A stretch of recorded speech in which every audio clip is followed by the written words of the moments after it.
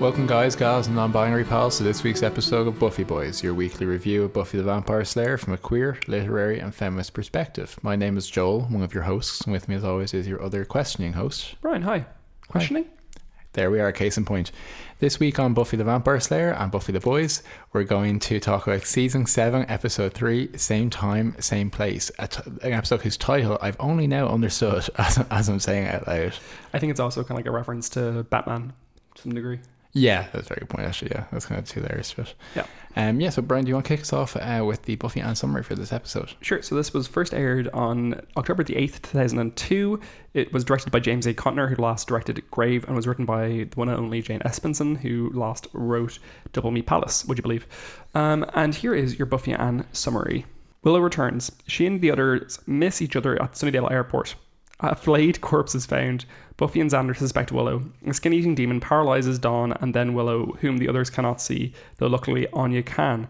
Buffy kills him and his victims unfreeze. Willow's fears of meeting her friends has worked a subconscious spell. Buffy helps Willow heal. Sorry, is the plot of this episode supposed to be... is it not supposed to be clear until the end that she's in... like, there's an invisibility thing going on and it's supposed to be communicating, like, just continuously missing each other? I think early on, no, even in the very first scene you showed. The first scene really establishes like this is the same time. Maybe it's just that this is, I don't know. I'd be interested in knowing what people's first impressions of that were, because I think just watching these kind of shows, you're like, oh, she's in a different dimension or something, or a different timeline or something, or she's invisible. Something's amiss. Yeah. But before we get into all that trans-temporality, we are going to scoot over to the Bronze, and we're for a Bronze Banter segment, and we're going to talk about Brian, you had lots of ideas. What was one of the first ones that came to mind? Yeah. You know what's actually interesting is one of the Superfangs, Elizabeth, who again, if we are mispronouncing your name, I'm very sorry. We haven't been corrected yet, so I'm getting confident that we're doing well. Tweeted us during the week, linking the original script for the final scene from Beneath. Ooh. Is that what it's called? Beneath You, because that also has a double meaning to it. Exactly, yeah.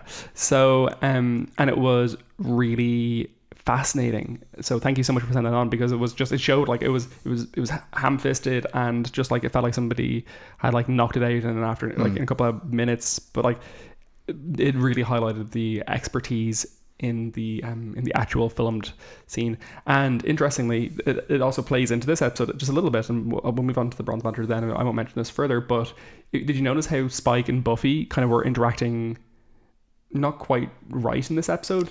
As in their interaction in this episode didn't necessarily line up with how the scene ended. Yeah, it's because the news ending hadn't been filmed by this point, so they were like going on the basis that the original scene had the tone of it. Yeah, I definitely felt that. Yeah, because I mean, Spike's interactions with her are more like episode 1 of the season Spike, rather than the kind of like falling apart madness, rather than the crazed madness, I would say. Anyway, it was just interesting. So thanks very much, Elizabeth, for that. Really appreciate it. So we're going to talk about... Booker's trying to sharpen his teeth on my microphone stand right now. Yeah, I actually took the best photo of my entire fucking life today. It was fine. Yeah, thanks. Do you want to set the scene for it? Sure. So we're in the process of potentially getting a greyhound as a pet, because, well, for one thing, they're gorgeous. Joel loves greyhounds, and the only reason we bought a house was to get a dog. Potentially the only reason you started going out with me was so you could get a dog. I think this dog is the Jasmine of our relationship. Well, hopefully not. Jasmine's deeply like unrelatable, disappointing, and shit, and fucks off pretty quickly. But I do want to get a greyhound, and we've applied for that. So we're just waiting for a cat-friendly greyhound to make itself known to the adoption agency, which will be exciting. But Booker is going to be absolutely pissed when we do this. And okay, so the waste collection agency we use, and most people use in Dublin City Centre, are called Greyhound. So I took a picture of Booker looking out the window at a Greyhound collection bin. Truck. And he looks very worried. And collection truck, not a collection bin.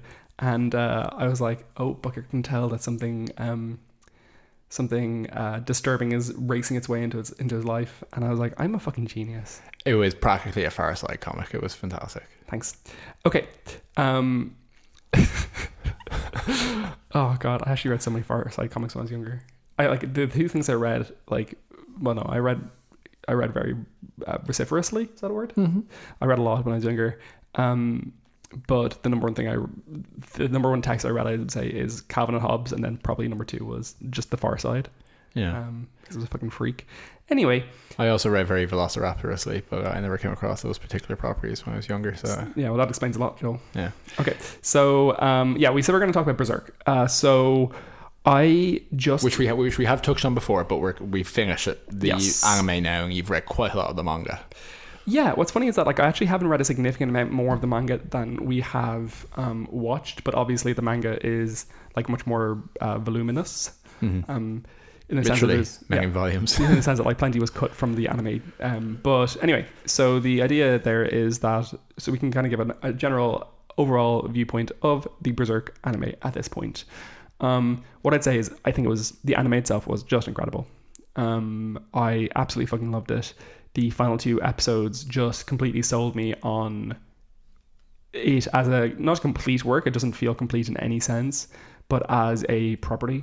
I can see how it leads into decades of manga afterwards, and I'm now reading that, which is also great. But essentially the idea with the anime is that it adapts the first 2 arcs of the mangas. The first one, it really shortens because it's basically just a framing story for the rest of it, where it says, oh, this is where our main character Guts is now. He's vicious and horrible and unfeeling. And then it flashes back to years earlier, where it shows Guts essentially coming to the point where he is then, and you kind of see it immediately. He's this more lighthearted, though still disturbed, but eager to find connections kind of character, and bring him to the point where he is so destroyed that you see him. But that's called the Golden Era arc, and it is so incredible. It's one of my favorite. I would say it's my favorite fantasy text I've ever read. So I suppose if you're unfamiliar, which is this is an anime manga you've never heard of, the big selling points are, I would say off top, in the manga and definitely the anime as well to a large degree, but the manga, the artwork is absolutely beautiful. It is striking, gothic. You can see it inspires so much of this kind of what you would probably call darker fantasy, even though it's a slightly derisive term at this point, but darker fantasy and wider, Dark Souls and Bloodborne, a huge influence in this, or hugely influenced by it. Final Fantasy VII, anything with a big sword, anything with a dark swordsman, anything with, well, not anything, obviously there are other origins for a lot of things. A lot of these properties specifically have said, yes, we were influenced by Berserk. Yeah, if you think of literally a kind of a bull-headed, stubborn, angry but lovable boy protagonist who has literally an enormous sword and just cannot be stopped from moving in a direction. That's Berserk.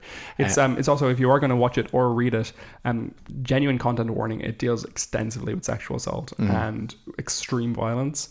Nothing worse than your typical Game of Thrones episode, honestly, but my argument would be it definitely is a heavy adult in the most literal sense of the term, challenging content, but as you say, some of these themes are thrown around with a lot more abandon in mainstream process, a lot more, and I would say that while it's definitely you have to be in a frame of mind to watch it, I found from what I watched, it handles it well, and it handles it knowing what it's doing and knowing, yes, we're here to do this, so I would agree with that.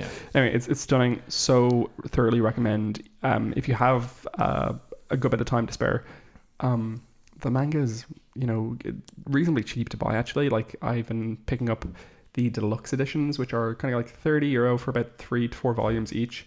Or you can pick up the normal editions, or I believe you can buy them all online digitally for basically pittance. Though I just downloaded the thing and torrented it because I'm a bad person.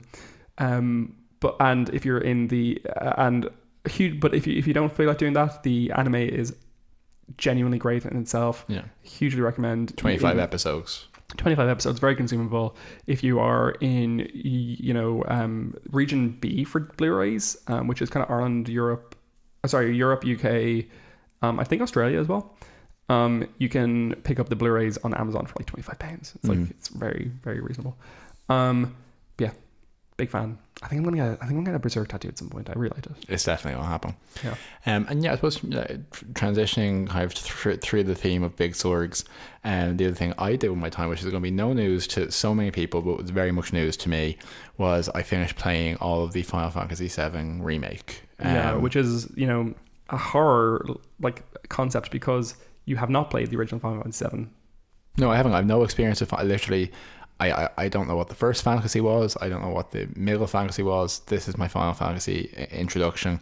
I never played a JRPG. It's a whole kind of, to a significant degree, I've just never. I would argue that Dark Souls is JRPG. Yes, but but in the sense that this is with these kind of quirky characters and quirky battle systems. No, I mean, it's funny because, like, you know, JRPGs have two, like, there was a time at which, you know, a JRPG had a very specific thing it was doing, except for like something like Chrono Trigger. Everything was, or even Legend of Mana, everything was extremely specifically sprite based, fantasy heavy thing. And Fantasy VII was the breakaway moment for JRPGs, where it was like, oh, maybe this is also a JRPG. It's 3D. It's steampunk. I think it very much had a huge hand in popularizing steampunk as a visual style. It's very interesting text. Yeah, and there's definitely a biopunk theme to it as well, with kind of the genetically manipulated creatures and all this kind of stuff. So it was a fantastic experience for me because I so rarely get to go into something that I actually am interested in exploring, but just have no grounding for it at all, because everything that you would just say to me is like, oh yeah, and then you just use your Phoenix down, and then once you have him back, you do your limit break. And I was like, I is this what I sound like talking to people? I've no idea where to start with what you're saying to me. And what I will say is, I think from a technical point of view, as a PlayStation game, I think it's fantastically made in many ways. And that we've visually gorgeous. Had the PS5 update when I was playing it, looked great. When you got into the combat, I kind of like, even though I'm an elderly man now, I'm like, I can really see how if you were of a certain age, being like pummeling this guy with the big sword and getting that chain of magic attacks and these like ridiculously big monsters that you're kind of bringing down. I see the charm of it. I got by the end of it, I got hyped. And yeah, the characters as well are very, you know, it's fascinating. It's a fascinating experiment or investigation into narrative, because like by all interpretations, they're very broadly drawn characters, and the dialogue is not. Oh, you say that now, Joel. They were so much more broadly drawn in the original, in the sense that, like, well, like for one thing, you know, Barrett, I think, hasn't got, like, so Barrett is a black character in it. In the original, he, I would say, comes across quite like racially insensitively portrayed, in the sense he's an angry black man who has very little personality beyond violence, and all his dialogue I think is in African American vernacular. It's quite AAVE style, but like very like ham-fisted AAVE. I think the remake kind of doubles down on that a little bit, but does give him more depth to some degree. But the original, the characters were so broadly drawn. Like Cloud doesn't have a character. Yeah, but I can actually, I definitely found by the end of it, it's like, I kind of see why these characters are likable and why people feel so attached to it. But there was also a lot of moments where I was like, I'm sure if I played the original, this game is certainly currently going, remember this? I'm like, I'm getting this for the first time, so that doesn't necessarily mean anything to me. But yeah, I had a lot of fun, and kind of like it was a great, I love an avenue where it's like, I then watched a video about the history of the whole Final Fantasy series, and I was like, now I've kind of like downloaded a certain amount of understanding here. It's pretty great. Okay, let's move on to the Buffy. Oh, sorry, you want to do some transition? Go on. Yeah, sure, absolutely. So talking about the revolution, talking about broadly drawn characters, we have Xander in this episode. I don't know how I'm getting into this one. Talking about magic. Yeah, sure. Magic happens in this episode. So I do not have a particular memory of watching this episode. Really? I'm not sure if I ever have. Yeah. I must have, but I don't remember very clearly. We watched this episode together years ago, yeah, a long time ago, maybe. But I really enjoyed it. I enjoyed this episode for a couple of reasons. I have a lot of positive things to say about Same Time, Same Place, because I think it was a very classic Buffy episode in a couple of ways. Agreed. It was classic because it was using a supernatural situation, both textually and subtextually, to explain an interpersonal problem. Like the invisibility both is a useful device, but she also says, oh, and that is actually why it happened, because I was feeling nervous about seeing you or whatever. Yeah. And then you also have a really solid monster of the week, which just keeps things chugging along while people are talking about how they feel. Do you know what I mean? It's kind of what you need in one of these things. This episode moved along like a clip. Yeah, absolutely. And everyone had something interesting to do. Even Anya got brought back in a useful way, which I feel like she's, there's a narrative reason for it, but she has been kind of an aside for the last few episodes. She hasn't really been a character in the full sense of the word in the show since Hell's Bells. Yeah, no, 100%. And and I thought that there was a definite air of horror to this episode. Yeah. No, yeah, it definitely is. Yeah, I really did too. I got to a point in the episode and I was like, this is just a little bit better than I was expecting. And then I was like, Jane Espenson wrote it. That makes a lot of sense. Jane Espenson's written some clunkers, but like, as in like, Pangs and Double Meat Palace are both Espenson-sodes. But, we both, I mean, like, Pangs obviously has like deeply fucked aspects to it. But the dialogue was great in it. The humor was great in it. And the central concept was interesting, and we certainly talked a lot about it. We ultimately failed. But then take Double Meat Palace, another one where she kind of like took a big swing. A lot of fun, and actually the dialogue was great throughout it. The characterization was great. The humor was actually very on point. Yeah. So it's a funny one where I got the sense that I was in capable hands in the writing of this episode, and that it was someone who knew the tone very well. Though I will say that some of Anya's dialogue felt a little heavy-handed. Yeah, because I just don't think Anya was intentionally unlikable enough at the start of her character arc for there to be a voice you can go back to. Because there was always a sense that Anya was meant to be this like demon who doesn't quite understand social mores. Mores, that's right, isn't it? Social mores. I think it might be mores, and I think it might be one that I've always just read. Anyway. Yeah. But she doesn't understand social graces, and she doesn't really understand the value of human life. But even in her first few episodes, she was just really likable. Yep. So they're trying to like, I think, fish back to a voice of like distance that doesn't exist.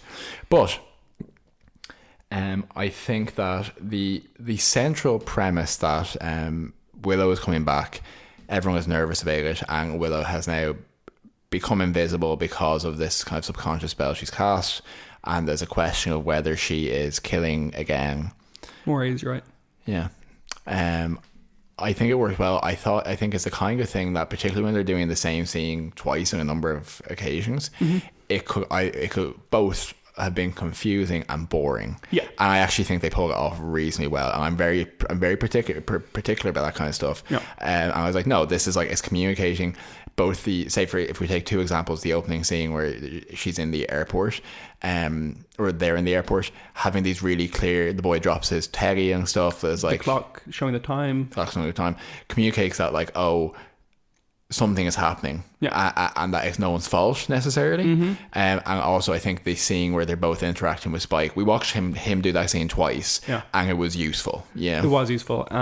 So one of my major takeaways from the episode is actually that it's very, very useful in terms of communicating to the audience about Willow. So while Willow, what was really good about this episode, what's really communicative and like very capable, is that it brings the audience on the inside with Willow from a very early point, and also with Buffy and the other people, Buffy and the rest of the Scoobies, because it shows why they are afraid that Willow has done this, and it shows it being a reasonable fear, and Willow recognizes that as a reasonable fear. However, it never for a moment gives the audience a suggestion that it might be Willow. So the emotional journey that you go on through the episode is that, oh fuck, they think that Willow is doing this, it's reasonable they think this, and that's shit for her, and I feel for her, and she obviously feels this pressure to expunge her own record and to seek forgiveness. And it's a good one because like, if there's another episode to written here where Willow has arrived back, you see her in moments walking around, maybe silently, maybe missing the Scoobies, and you find this like skint body, and you're like alongside Buffy and Xander and Dawn thinking, oh fuck, is Willow doing this again? Has she lost the run of things? Has she become Dark Willow again? And I think that is worse writing, because I think Willow's journey in this season is one of forgiveness and sadness and deep trauma. And I think to have used her as a dummy red herring monster of the week for a shocking moment would have been bad writing. And we absolutely avoided that. I think it means that even though Willow is separated from the gang for most of the episode, it feels like that they're working on the same thing. Yeah. Which it's a softer introduction. Yeah, 100%. So yeah, I enjoyed that. I thought that the forgiveness aspects of trying to navigate, the complexities of that, where like Willow doesn't, Willow was quite. We had a long time of Willow being quite hostile. Before she even started killing people, and being quite unable to talk about her addiction and her problems. So I think it's really important in this episode that she kind of says, no, I totally understand why you thought that. And she said, I was even thinking, is it me somehow? But still saying, but I want forgiveness and I deserve, she deserves to be able to start thinking about that, and for them to hold space for that. And I think there was some great aspects to interact there between Willow and Anya, because they're having similar conversations around kind of, she now shares something with Anya's vengeance space and Anya's kind of experience of darkness that maybe the Scoobies never really understood about Anya, as why she's never quite been able to integrate, because they are a bit too blameless at times. No, they are. They're very like virginal and pure in a lot of ways. Like Buffy like doesn't experience that darkness, and neither does Xander, and neither does Dawn. So I think there was like lots of like very enjoyable aspects to the Willow and Anya interactions. Like it very clearly was communicating that it was supposed to be a flashback or a recalling scenes from Doppelgangland, where Willow and Anya do the spell. Doppelgangland, is that right? Yeah, it's not the Wish, it's Doppelgangland, where they do the spell together to send Dark Willow back. Yeah, because Anya only interacts with Cordelia in the Wish. Yes, absolutely. So and that was really enjoyable. Their dialogue was genuinely funny. Like the episode, like one of the things that really worked about the episode, it's genuinely funny. Yeah, there was like some proper laugh out loud moments we had watching this, I think. Yeah, and so funny because it's not a comedy by any stretch of the imagination, this episode, in the sense that like it's not hilariously humorous, but we get to a point where I think with humor and long form TV shows, you get to a point where your laughing is not shocking, but it's out of comfort anyway. So when Anya and Willow are doing the spell, and Anya's like, is this going to get sexy? And Willow's like, no, because previously she had done the exact same spell, which was the demon locating spell with Tara, who screwed up the spell to avoid being detected herself. And Anya at the end is like, that did get a little sexy, and then kind of seems to be flirting with Willow. Yeah, and Willow's like thinking about it for a second, and she's like, I don't want to get distracted here. Yeah, it was actually like, I was like, oh, that's funny. I like that. I didn't feel baity at all. Yeah, it didn't feel baity, no. And then later on in the episode, when Dawn gets paralyzed, that makes for lots of great humor. And hilarious. Michelle Trachtenberg does a great job. She does. She does a great job of being the source of humor in that scene, because it's a lot of very physical humor. So she gets paralyzed. They are bringing her home to try to make, and they're like, there's an extended part about how she's going to vomit, and Michelle Trachtenberg is in the background, potentially talking through her teeth, but I think it might be ADR. It's probably ADR, where she's saying, I'm not going to vomit, very quietly, and they're like, she's going to vomit, and just like posing her in different ways and putting her face down on the couch. And when they carry her in and throw her face down onto the couch, that is high physical comedy to me, because she just starts screaming, and then they turn her over and she's lying there like Joyce on the couch. Like, this is all sorts of wrong. And Buffy, who has gone from being so overprotective of the dog, is like completely leave her here alone, paralyzed, while we go out to deal with this skin demon. Yeah. But yeah, I really enjoyed Dawn kind of fully being in the gang. This feels like, the first episode in which she is a useful member of the Scooby Gang. She's doing research, a la Willow or Giles, where she finds a website that's like demons. Specifically Cordelia, because that's what Cordelia uses on Angel for a lot of her research. Yeah, and that's like, I don't know. I think that's very compelling. I think she brings something here. I think in some ways she's underwritten in this season. I think she could have represented a new generation or a new capability. I think they ended up kind of like shifting focus back and forth too much. But again, Dawn Apologist Squad, I like this. Yeah, no, I think she was great in this. And I think she also manages to tie it back pretty well with, she says, let's research, and research is great because it means we don't have to use magic. And she openly questions whether there's any risk of Willow still being evil, and people, it's almost presented like she's being unfair. It's like, those are perfectly reasonable. Willow tried to kill her specifically. I also thought it was interesting that we so characterize her as Dark Willow, but in text Buffy calls her Evil Willow. That is interesting. Yeah. So yeah, I think that worked pretty well. I think the actual if you can tell me the name of the guy who plays Gnarl, who's actually the monster. Oh, you keep talking and I'll tell you. So we haven't even touched on the monster himself. Basically, we have this like really distinct, more sinister golem-like creature, Gnarl, who is a kind of an individual, unique demon who kidnaps people, paralyzes them, and eats their skin slowly and laps up their blood. While like mentally torturing them. Yeah, and it's high horror. I think it's interesting that they call back to the flaying of Warren Mirrors, because I say with that together, these are probably two of the more distinctly horrific episodes. Yeah. Because you actually see Willow getting sliced into ribbons, and he eats her piece by piece. Yeah. Yeah. So the actor who plays Gnarl is Camden Toy.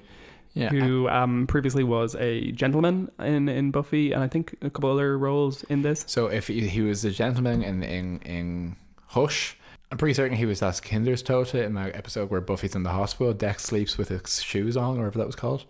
And he plays the Turok Kong Vampire Slayer in this season, and he also plays the Prince of Lies, which is a Nosferatu-like vampire in Angel in season 5. So like absolute shout out. Like he plays some iconic monsters on this show, and in this episode obviously has a speaking like role as well, and is like genuinely creepy and establishes a character with very little time. Yeah. So yeah, I really enjoyed that, and I thought that the mechanism of him being immune to magic, little hammy, like there's no reason why that would be the case, and she could just like drop a rock on him or something. But it was enough to establish this like menace of, it was a real kind of like, it was a real have your cake and eat it too situation, because they do leave her behind and trap her, but it is entirely not their fault. Yeah. And she it kind of communicates what it needs to communicate about Willow's fears and her worries at the moment. A couple of interesting, and this is probably more Buffy Bits area, but interesting little notes for you about Camden Toy there and his performance. Apparently he had to spend 12 hours in the suit to perform this, and wasn't able to pee for that entire time. He and Alison Hannigan apparently got on very well during this. They had to figure out a way for him to sit on her where it wasn't deeply uncomfortable. Apparently he also cut his tongue on the sharp teeth of Gnarl, which is uncomfortable. Anyway, thank you. So like a really great design, and I was curious when he flays the boy in the opening scene. I wonder if that's the same flayed man that they used for Warren. Oh no, it looked very different. It did look different. It looked genuinely different. The flayed man for Gnarl was more for Warren was more white muscly, and this was more red kind of, or maybe white fatty, and this was more red muscly kind of content. It was gross. Warren was more marbled. Yes, he was. Okay. Other things that were interesting. Like when Willow is kind of lying there having her skin torn off, she is deeply afraid that her friends have abandoned her, that she has been appropriately left because of all the awful things she did, and she will not be accepted back into the ranks, which is very upsetting, honestly. And when she becomes de-invisible, after Anya does her second exactly the same role, where she basically does the same thing she did with Giles in the season 6 finale, where she's like, oh, he's alone, I don't want to leave him alone, and kind of staying with him and stuff, and being able to communicate him when no one else could. When what Anya's saying is, your friends are here, they're helping you, they're fighting for you, but you just can't see them. And Willow's like, oh, thank God, essentially. And then as she reappears, she's kind of saying, please don't leave me.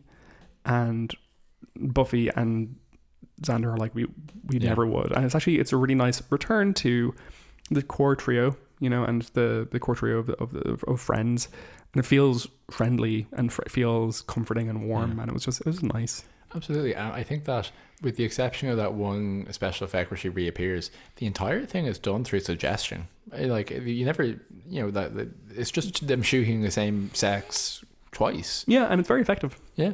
So I really enjoy that. And then I think for me the most important moment of this episode is by far the final scene.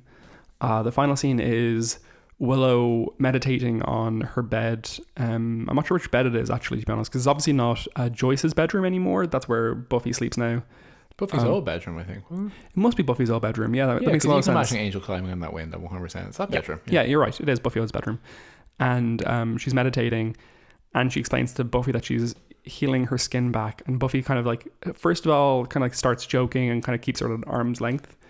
Before you move on to your emotional points, can I just say that Buffy's joke was, does meditating usually help you grow skin? Because if so, Clem needs to cut back. And that is genuinely funny. I laughed out loud at that. Yeah. So that is very funny. You're right. Though, yeah, the emotional moment is genuine and lovely because Willow says kind of like, you know, I understood that you had to think that I was the person who was skinning them. I thought so too, as you mentioned earlier. Xander doesn't have the space to, or Xander doesn't have to think about those things, but you do. You're the Slayer. And then she's clearly still in pain and trying to meditate her skin back. And Buffy says, I thought you were all out of strength. And then says, can I give you some of mine? And Willow says, I'll take whatever I can get. It's very much appreciated, essentially. And they sit together, hold hands and meditate. Yeah. Buffy says, I've got so much strength, I'm giving it away. Yeah, which is the premise of the season. It's beautiful. But what's more important is that it's incredibly deft writing, because in that moment, it's completely ambiguous whether they mean emotional strength or physical or magical. And the difference between them is completely unimportant. The strength that Buffy's offering can either be emotional support and lean on me essentially as a friend, or it can be that she's sharing the strength that she has earned and gathered with Willow to help Willow regain who she was. And it's a beautiful, beautiful moment of sisterhood and what's that word? Solidarity, I think, as well. And it's one of my favorite endings of a Buffy episode, and it matches up beautifully with the end of episode 2, Beneath You, because they're both incredibly strong conclusions. I found that really touching. Absolutely, I was touched. Do you have anything else to add to that, Joel? No, from a thematic point of view, I think it was just really clean. It was like, we know what we're doing here. We're conveying a point. Everyone's here for the most part. Yeah. And I definitely give a sense of a building. We got one touch of the first in this when they find all the demons, on the demon locator spell are kind of lit up under the skull. So there's a sense of that building menace. But what this season's strength is, I think, is we're like, okay, we've done all this other stuff. Let's come together and build for a conclusion. And I do think, I think so many conclusions, even with a lot of time or rush or not plug out, and a conclusion needs not like a climax needs an on ramp of a lot of time. I think this season knows what it's building to, and I appreciate that. Yeah. The last thing I'll note is that it's hilarious hypocrisy that Faith is still rotting away in prison while Willow is like Faith, who unintentionally killed someone but was covered it up, and Willow, who very intentionally killed someone and tried to kill more people, including the whole world, is now like, oh, you're forgiven, it's fine. And Faith is like, oh well, you've actively tried to seek justice for yourself, i.e. put yourself in prison, but you should probably stay there. Faith who was able to leave at any point, and does. And that's interesting. It's not necessarily writing that I think is like actually hypocritical. I think Willow in prison this season would have been bad. And Faith in prison for a long period of time. I think what they're trying to communicate is that Faith is, as a person, needs to develop empathy and atonement. She's experienced consequences. Yeah, exactly. Oh, very good. Because the episode is called Consequences, right? I remember. Okay, so should we move into the dusting, Joe? Please. Okay, so some Buffy bits for you. The Welkins Grove, where they find find Gnarl, is named after Mayor Wilkins, you'd have to imagine, given that his family, he has lived there for decades, for centuries. Couple of centuries, yeah. There are no guest stars listed in this episode, and it's the only time in the series, which is interesting. As you noted, we see Dawn as a full Scooby, which is nice. Xander comes to the airport with a crayon sign, and we both noted that it is almost impossible to read. Sorry, actually, no, you noted it, but I was also thinking it. I also appreciate that they fully lampoon him for being like, hey Xander, what did he say to Willow? And he's like, well, and they're like, we've heard this story 100 times. You've literally done, like, a classic man in this situation. You've done one thing and you won't stop talking about it. Yeah, it's 100% true. And I think that's pretty much it. Do you have any Buffy bits, Joe? Yeah, I thought it was interesting that, for one thing, I think people have very selective hearing in this episode because, when they're in the house, they can hear the front door closing, but not ostensibly then the walking around, and all the other pieces. That Giles, Walling, England joins a full council meeting for the day, which I thought was kind of interesting. Like, I know that we can lure this away, but what does the council talk about if not the Slayer? What are they here for? I enjoyed Spike referring to Xander, here comes the Slayer and her boy. And there was just generally some good Xander bashing kind of throughout the episode. Speaking of Xander bashing, should we talk about fashion? Yeah, absolutely. So did you watch that fashion TikTok for Buffy that I tweeted from the Buffy Boys account the other day? I did. It was funny. Thanks. I basically made it myself. It was just basically like, fashion in Buffy is stupid, lol. Anyway, so I quite like Willow's brown leather jacket, though I don't like in the scenes where it's shot to be looked like black, because black leather jackets aren't as good as brown. It's a very strong statement. It's true. It's not fashion, but the sofa that Willow sleeps on that you said, that looks like a lovely sofa. I would sleep there forever, which is very, very ominous. The fabric on it was absolutely disgusting. It was like brown mottled, disgusting. It looked like the bio tapestry that someone got sick over. I really liked what Buffy was wearing in a way, in the sense she was wearing a sheer dress over a crop top, but underneath that was jeans, and it's like, okay, if you'd worn like I don't know, just some sort of shorts, or short shorts or anything that isn't just like full jeans, you would look pretty great. Or maybe if there was like a shift underneath it that was like, less opaque, it would have looked good, but the jeans looked fucking insane. Spike is back to wearing his blue costume, which is his interesting. Under Armour. Xander was wearing a picnic table red shirt, and I hated it. I was going bashing for that, and then I was like, that's just what I wore from the ages of 17 to 21. So yeah, well, it's no coincidence that we didn't meet when you were 19. Okay, and so by the transitive property, you're attracted to Xander. No, by transitive property, it takes 2 years to persuade you not to wear bad clothes. Anyway, so, and then I think that's all my fashion notes. Do you have any fashion notes, Joe? No, I enjoyed that the tagger, the skater at the start had kind of your classic naughty kind of skater, skater boy gear. Great look. Which we all wore. I thought Ong, you look very chic as well in the episode. Yeah, for sure. I definitely agree with that. And yeah, I very much was very well aware of Narl and his like I was very aware of the actor wearing this like latex bodysuit, because when they're like, I can see every bit of his skin, but he has no genitals. Yeah. And he jumps back at a couple of points, and I'm like, I can see you in full body right now. It's like it is a man kind of screaming in a suit, so I kind of enjoyed that as well. Yeah, I'm going to give you a death count. Please do. We have 2. We have Skater Boy flayed in the opening scene, and we have Narl, who had his eyes popped by Buffy's thumbs. And that's enough to do it for him. Okay, do you have a rating for me, Joe?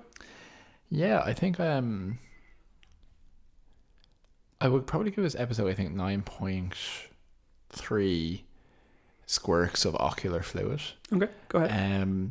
I don't really have any great reason to bring it down, other than it's not a groundbreaking episode, or it's not a tentpole half watch episode. But I thought it was a really great episode of Buffy. I was like, I enjoyed the mystery. I thought there was some great horror in it. There was great character design. I thought that everyone had something to do. I genuinely laughed at it. It was just a good time. It was a good way to spend my evening watching that episode. So yeah, 9.3. Great. I'm going to give it 8.8 insane in the basements out of 10.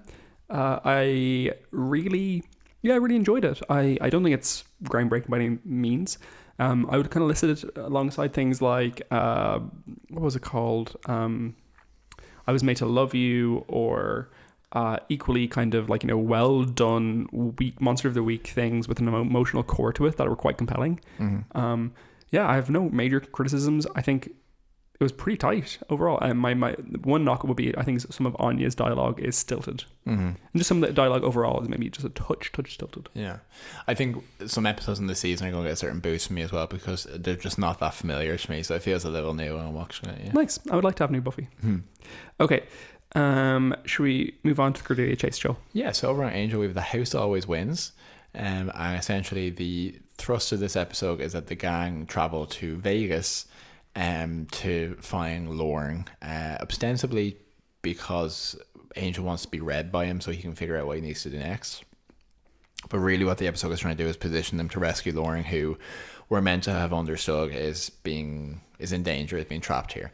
He's working in this casino. The casino boss is using his precognitive powers to pick out people with valuable destinies, take their destinies, get these people trapped on the slot machines, and then resell them on to the highest bidder. And that's the episode, folks. Essentially, it is a kind of a Vegas-y heist movie kind of vibe to it. There's a bit of trying to like get in touch with Lauren. A bit of we see Lauren kind of getting beaten up and behind bars, and he has a plush suite, but this suite has bars on it. We see him kind of do his show where he's singing, what was it, Lady Marmalade. Yeah. A straight man, of course. Bear in mind. So yeah, it's not a good episode. It was a piece of shit. It was not a good episode. It was my least favorite thing I've watched in a long time. There's a few reasons. There's no monster in this, I think. There's no, like, other than the mob boss, there's no threat. It's a piece of shit. And the Angel going around being like, "Oh yeah, I knew the Rat Pack and Sammy Davis Jr. We were best friends." Like, yeah, go fuck yourself. I don't give a shit. I don't ever want to hear about that ever again. I don't enjoy this thing they do with Angel, particularly later on, where they try to like, "Oh, he's just a classic immortal character who has known those people over history." You can touch on that occasionally, but a lot of his history was him hiding from people, and that's his characterization. So yeah, I'm pretty sure it's supposed to be in a sewer at this point. Yeah, so it can't just be that he's having a great time of it. I feel like it's veering towards Bones territory rather than Angel. Do you know what I mean? And again, similar to the previous heist episode with the Electro Girl, it feels like we're meant to believe that Fred, Gung, and Angel all have, the roles they play when they go to Vegas, and it just doesn't suit their character. And we have Fred dressing up in green makeup to pretend to be like a drink girl and find her way into the suite. Lauren's show doesn't seem particularly that good. I don't know why it would be like a headliner show. And yeah, there are actually touches in this episode to try and reinforce the idea that Lauren is a straight character. Yeah. And so it just maybe the mechanism of trying to steal the destiny is kind of interesting because they steal Angel's, and his destiny is so important. But it actually reminds me of the last time that we had a similar episode. I think was it earlier in this season or last season, where Gunn goes to I think it might also have been a casino to try and get his soul back. His soul, yeah, he sold his soul for a car to a demon mob boss. And similarly, the end of the episode was like, it's resolved, but we're not really sure why. So at the end of this episode, it's suggested that Angel is able to momentarily come out of this fugue he's in because Cordelia, again narrating from the clouds and naked in the clouds, it seems, nudges him in the right direction, and that's enough for him to save them anyway. Nothing very redeeming about this episode. One or two polite laughs, maybe. Wesley is but like he's in a like some sort of like abusive or not abusive, destructive relationship with Lila, where they're both like phoning each other and having like phone sex, being like, "I'm going to do these dirty things to you tonight," and then he realizes that one of his henchmen is in the room with him, and it's just incredibly uncomfortable and stupid. It's weird. And then the kicker at the end of the episode is meant to be that Cordelia has reappeared on Earth and is amnesiac. So yeah, amnesiacal. What's the adjectival form of amnesia? Is amnesiac? Amnesial. Okay, amnesial. So yeah, like amnesia E. Not a good episode of Angel. No. 3 failed feminist gestures. I was going to be generous and give it 4 failed feminist gestures. Okay. There have been worse episodes, but not by much. Yeah. Connor wasn't in this episode, so maybe that's like a plus. He was briefly. It was shit. Was he? I think so. I don't think he was, Brian. Oh. Not a memorable episode of Angel. So that brings us to a close for this week. Yep. So thanks very much for joining us. We hope you enjoyed. If you did, please let us know. Tell your friends and tell the skin demons in your life, you know who they are. And we will see you next time for Buffy Boys. See you. Tschüss. Bye.